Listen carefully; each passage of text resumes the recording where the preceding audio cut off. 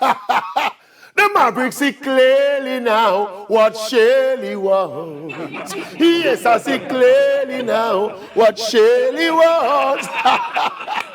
Oh, the Maverick was a little bit confused earlier in the season when the veteran Mummy Rocket, Shelly and Fraser-Pryce, kept running every 100-meter race like it was her last.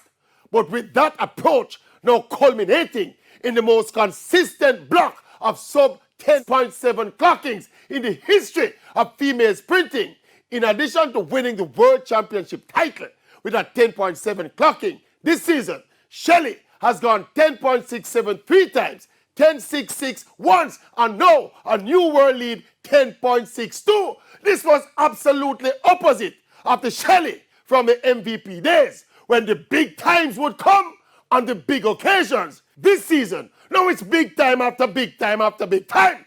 So it's now obvious that Shelly and Fraser-Pryce is consciously trying to break the 10.54 national record and the 10.49 world record. That is her obvious mission.